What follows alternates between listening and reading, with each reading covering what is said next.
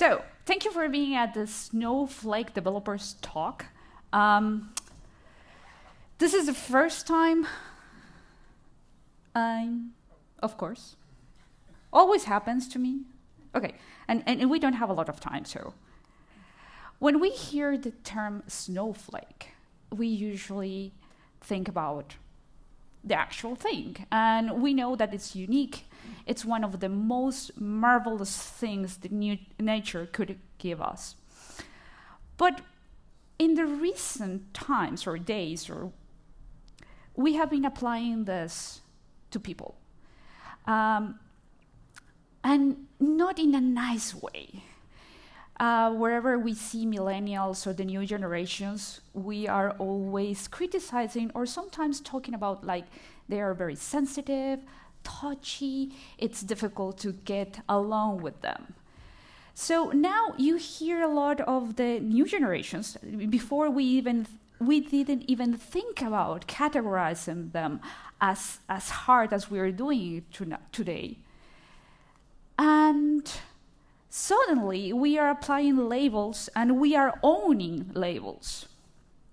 So the Generation X, and there's really interesting papers and TED Talks about what is Generation X.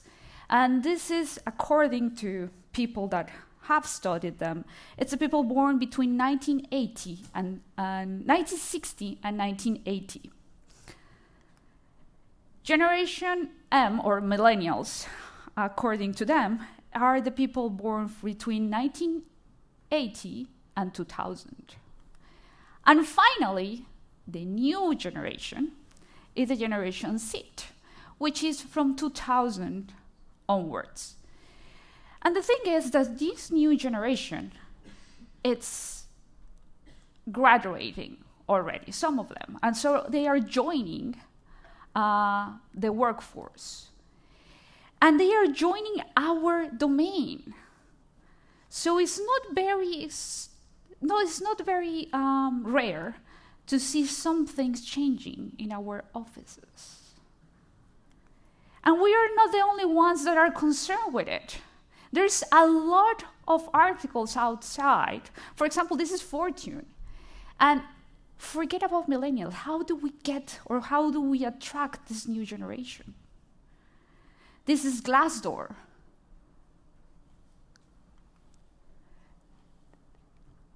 How this generation is reshaping our workforce. And you can hear and listen to blogs, podcasts, or TED Talks saying how people are feeling uncomfortable, sometimes reporting to a person that is half his age, that didn't understand, or they are coming to our workplace and trying to change the process, the procedures, the methodologies, and sometimes they are very impatient. And companies are creating new perks to attract and maintain them, like fraternity leave. By the way, I actually agree with this one. I will totally want that in my company. Or nap times. I also agree with that one. But we're getting like, what the heck is happening? I mean, going to the office now doesn't look like when you used to go like 2, 3, 5 years ago. And thinking about stereotypes, thinking about these categories, is actually making the workplace a little bit harder. We are clashing. We don't understand ourselves. People are leaving their jobs because they don't understand their bosses anymore. Or there was a really nice talk about a very young Harvard professor speaking about like when she was very bright. She joined the Harvard University as a professor. She was the youngest. And she had to fight for her place there. And suddenly, she's now a professor. And the new generation are coming, and they are saying, I want you to pay me not for what I do, but for what I can do. And suddenly she's on the other side visualizing that. I came also to like trying to express all the potential and asking for a chance to prove myself. And then, but years later, she's on the other side saying, no, you're too young.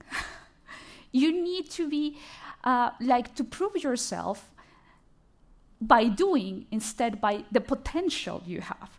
But nevertheless, of all these stories I can tell you about these clashes between the different generations. Her proposal is that, first of all, the categories that I described are totally wrong. Second of all, the definition or the characteristics we associate between these generations are repeated. Like what we define as Generation M is repeated in Generation Z. So she argues that maybe we are not so good at defining them and we are not understanding them. So we are finding more of these unique individuals that think they are unique, they behave like are unique, and we think that the difference between us and them are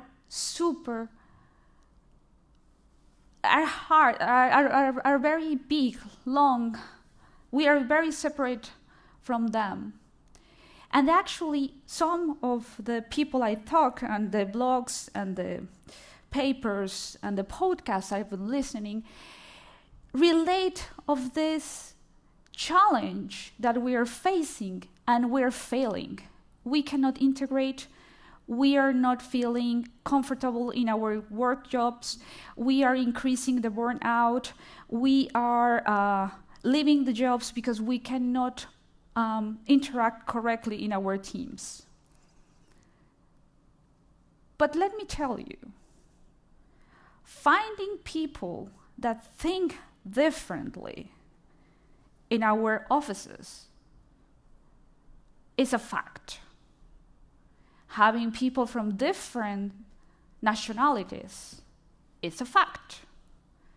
Different religions, also a fact. So this future of facing diversity in age, diversity in economic background, and educational background, religious faiths is here. And it won't change. We cannot go back. So we need to build bridges. We need to, I won't say convert a wrong into right, because I don't believe there is a wrong. But we have to do possible what we think it's impossible. And maybe the answer is not as difficult as we think it is. Maybe it only requires a fresh view on the situation and understand that we are different. As soon as we realize what we think is different, and as soon as we put a name and list it and think about it, and as soon as we also realize that we, or me, I am not the center of the universe, that I'm not the measure of everybody, not because I can do it, I expect you to do it, not because you cannot do it, I cannot do it. For example, I really love, there is a video in YouTube of Richard Feynman. And he is describing how he came up to understand that there are people that count visually, like numbers. They see, they project in their mind's eye numbers. And other people listen to the numbers. So one person, one mathematician he was working with, could count while reading a document. And he will get the answer right. And Richard Feynman could count while listening. Yeah, while listening, And they did realize, and he actually realized, that it was also possible because they have a different way of counting, one very visual, one acoustic. Also, if we allow ourselves to understand that our reality may be different from what we perceive, and everything is about perspective. So sometimes it's really worthwhile to take a stand, go back, gain more perspective. And sometimes we are amazed, impressed by what we gain by getting more perspective. Diversity is actually a key part of the solution. Because it doesn't matter how competent your team is. It doesn't matter the academic background that it has. If it's homogeneous, you will have redundant ideas. It is only when you get heterogeneous teams where you expand your pool of experiences, network. And if you have a psychological safety environment where anybody can express their thoughts in a positive way, you will get these new ideas that are actually defined as creativity. Maybe if we stop and accept, cherish, encourage diversity of thought, maybe we're going to be better in our work and in our lives. And this is all I have to you. I have tons of materials on these topics. And I always leave to the last these slides. Who am I? My name is Ixchel Ruiz. This slide summarizes perfectly well who am I. I'm from Mexico, live in Switzerland.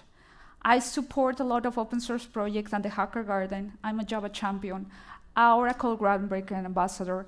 I work for a company called Karakun in Switzerland. I do a lot of conferences around the world, conferences and unconferences. This one is one of my favorites too. And this summarizes what I like on conferences. You meet with fellow speakers, and after that, they become family. As I said, please give feedback to the conference and to me.